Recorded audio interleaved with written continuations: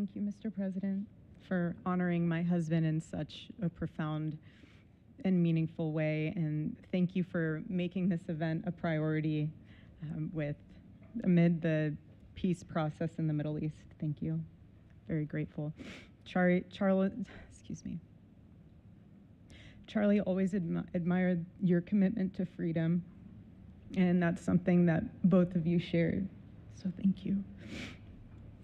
Your support of our family and the work that Charlie devoted his life to will be something I cherish forever, so thank you. To our gracious First Lady in her office for making this event possible, thank you as well. It's beautiful. To Vice President and the lovely Usha fans, your friendship has been an unbelievable encouragement. Thank you. And to all our friends and family that are here and watching from all around the world, thank you for loving us. Thank you for praying for us and for believing in what Charlie believed in. And to our Turning Point USA staff and the Charlie Kirk Show staff, we love you more than you could ever know.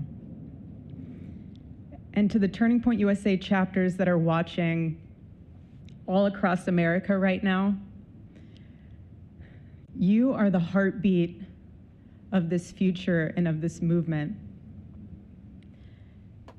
Everything that Charlie built, you guys are the legacy holders of that. You are living proof that his mission did not die with him. It lives through you. And Charlie always said the next generation will decide whether freedom endures. And because of you, I know that freedom will endure. It will. And today we're gathered not only to celebrate Charlie's birthday, but to honor a truth that he gave his entire life to defend, and that's freedom. The very existence of the Presidential Medal of Freedom reminds us that the national interest of the United States has always been freedom. Our founders etched it into the preamble of our Constitution, and those words are not relics on parchment. They are a living covenant. The blessings of liberty are not man's invention, they are God's endowment. Charlie lived for those blessings, not as abstract words, but as sacred promises. He used to love to journal about this topic all the time, and with such a heart postured of gratitude. And he believed that liberty was both a right and a responsibility. And he used to say, freedom is the ability to do what is right without fear. And that's how he lived. He was free from fear. He was free from compromise, free from anything that could enslave his soul. His name, Charles, literally means free man. And that's exactly who my husband was. He was a free man. And from the time I met him, sitting across from him, being interviewed on politics and philosophy and theology, anything that Charlie loved, any topic he loved, and I just saw the fire in his soul, and there was this divine restlessness within him that came from knowing God placed him on this earth to protect something very, very sacred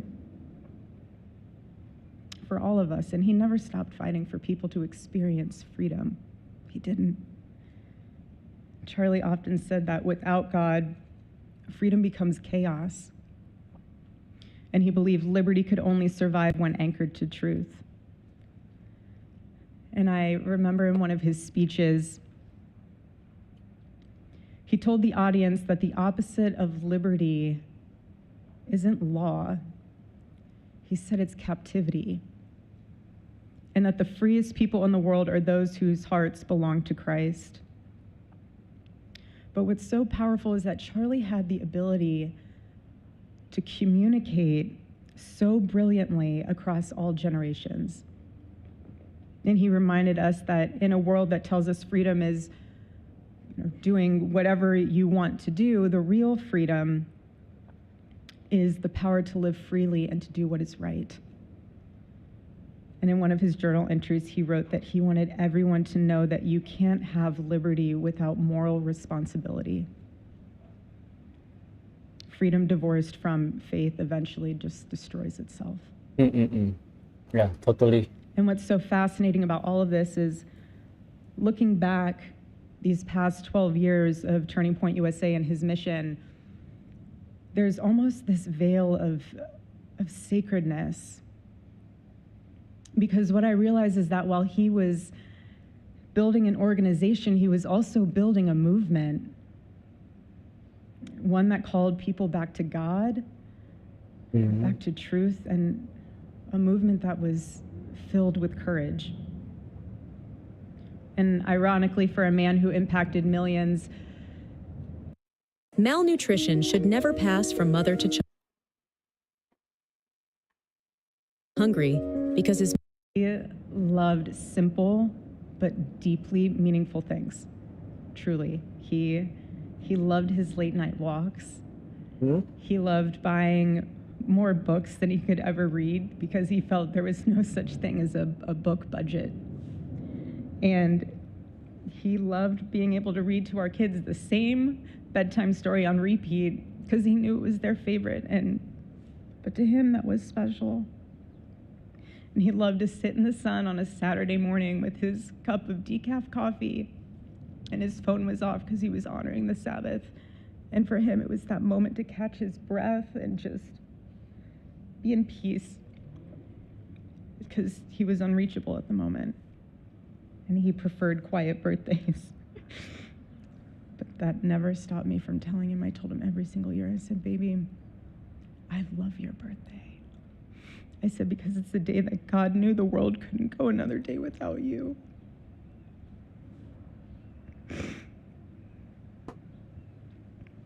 And so the rhythm of our usual birthday celebration for him was mint ice cream, mint chocolate chip ice cream. He only had it twice a year, on his birthday and 4th of July.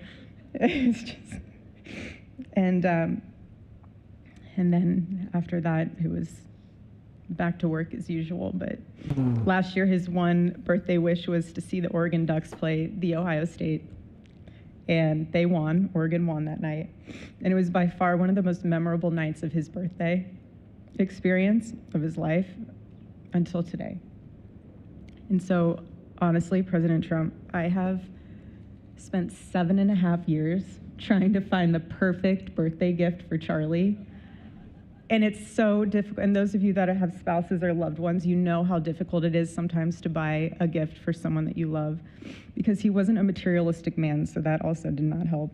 But now I can say with confidence, Mr. President, that you have given him the best birthday gift he could ever have.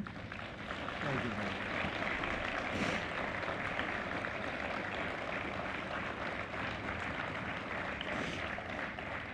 It's such an honor and the recognition of a life lived for defending freedom. And that's what Charlie fought for until his last breath.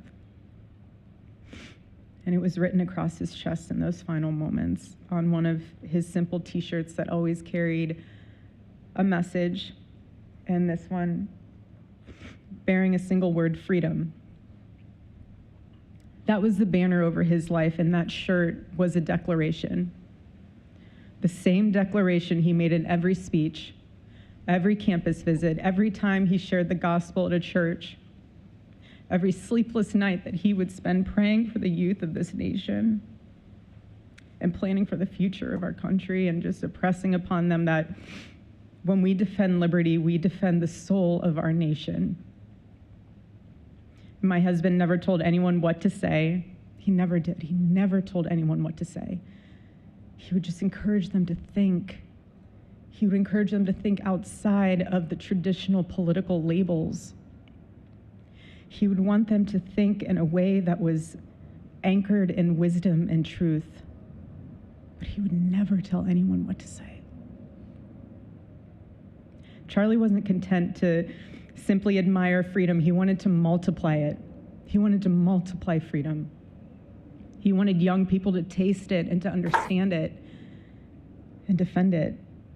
He wanted them to see that liberty isn't self-indulgence, it's self-governance under God. He wanted them to see that. And every day I'd see him getting ready for work. He'd put on his cross necklace, he'd put his ring on his finger. And the boldness in his demeanor was always fearlessness. He wasn't afraid. He was never afraid. In his daily actions, whether in office or on campus or at a church, it was always without fear. That was his creed. That is how he lived out every single day. He didn't fear being slandered. He did not. He didn't fear losing friends, I can tell you that. He didn't. He didn't care.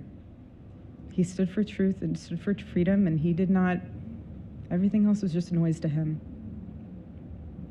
And it's because his confidence in Christ was absolute. That's why. There was no limit to what he would have sacrificed to defend freedom for all. And if the moment had come, he probably would have run for president, but not out of ambition. He would only have done it if that was something that he believed that his country needed from a servant's heart standpoint. And Charlie lived only 31 short years. No, he's 32, but on this side of heaven, but he lived. He lived every single second he lived. He filled every single day with purpose, and he fought for truth when it was unpopular. And he stood for God when it was costly, but that's what we're called to do. Surprisingly enough, he did pray for his enemies, which is very hard, but he did. He did. He did. No one else, I mean, I saw him do it. No, he never did it in front of anyone else, but I can attest to that. But he also loved people when it was inconvenient. And he ran his race with endurance, and he kept the faith. And now he wears the crown of a righteous martyr. And for me and for our children, the truth really steadies our grief, because heaven gained what earth could no longer contain: a free man made fully free. To all watching, this is not a ceremony. This is a commissioning. And my message is simple. I want you to be the embodiment of this medal. I do. I want you to free yourself from fear.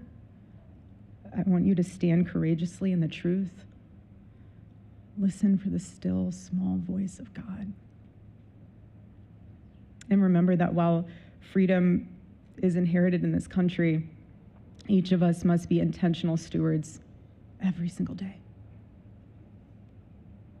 God began a mighty work through my husband, and I intend to see it through. And the torch is in our hands now. It's in mine, it's in yours, it's in all of yours, it's in all the students with Turning Point USA.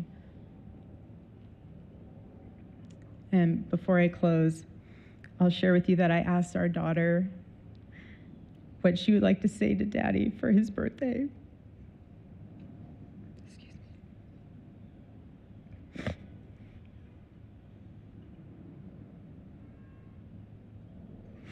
She said,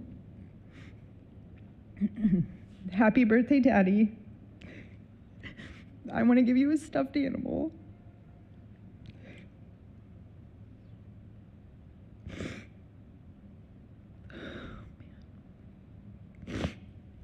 I want you to eat a cupcake with ice cream, and I want you to go have a birthday surprise. I love you," is what she said.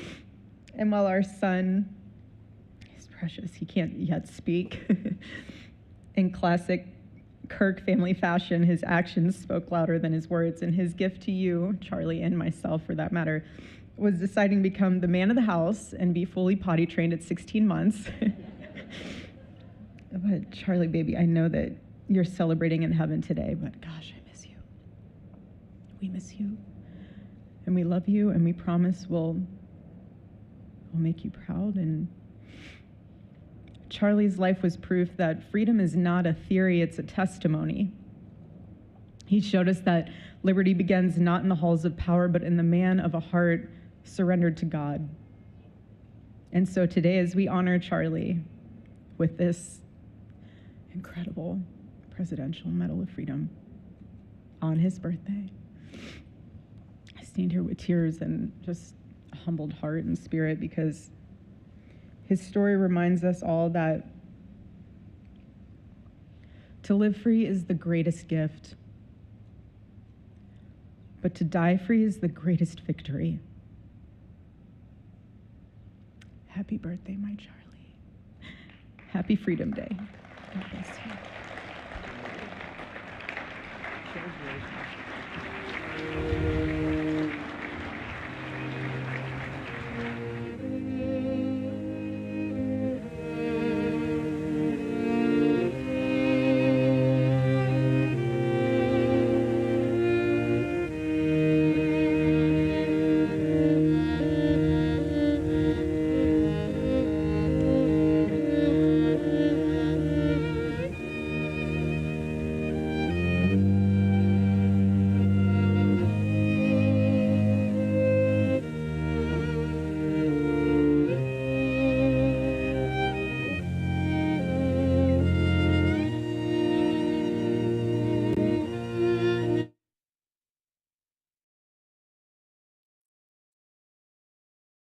President Trump participates in the Medal of Freedom ceremony for Charlie Kirk.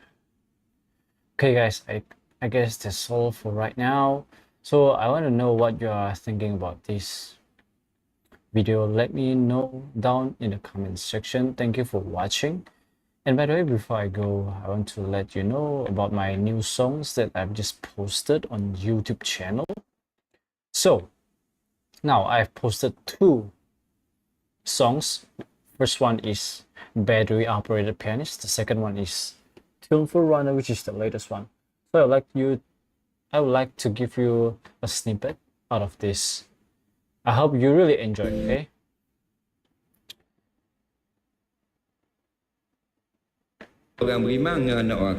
Okay, this one. Yeah.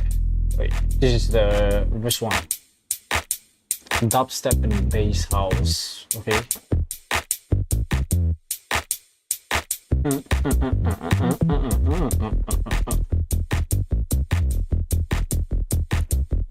Enjoy the song, guys.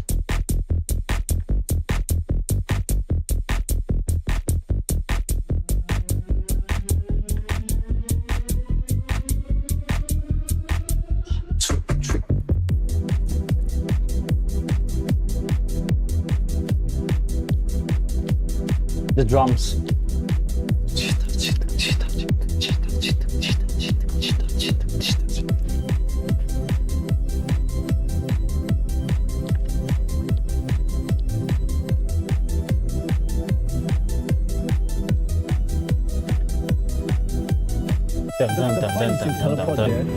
At the top. Come on.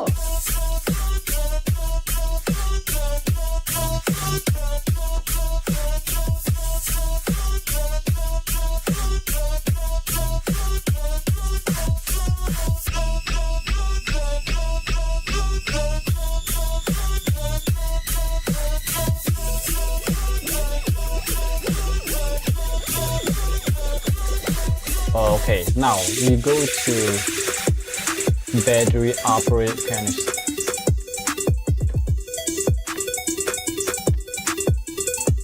Hold on. Battery operated pianist. Oh, this part is good, bro. Do you guys like this song?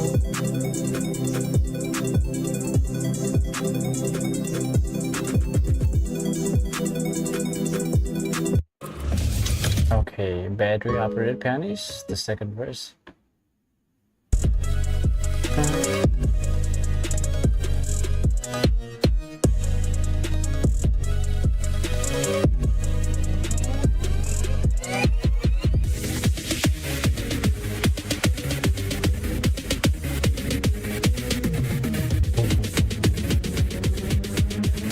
One, two.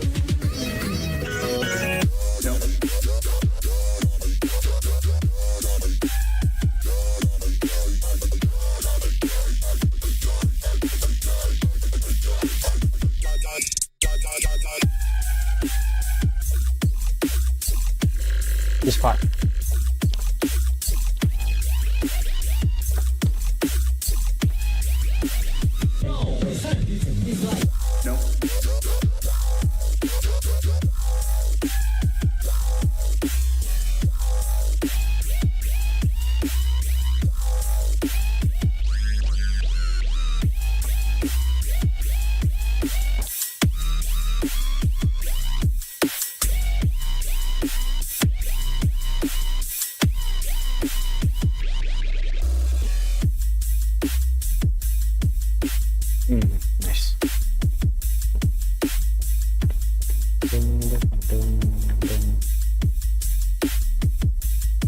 You guys comment down below if you have any videos that you want me react to, any kind of video. Comment down below and subscribe to my YouTube channel so that you don't miss my live stream every single day. And also follow me on my YouTube chat, on my Instagram, Christopher Corinthian. Okay, and I'll see you guys in the next video. As always, pray the rosary. Bye bye. God bless you. Amen.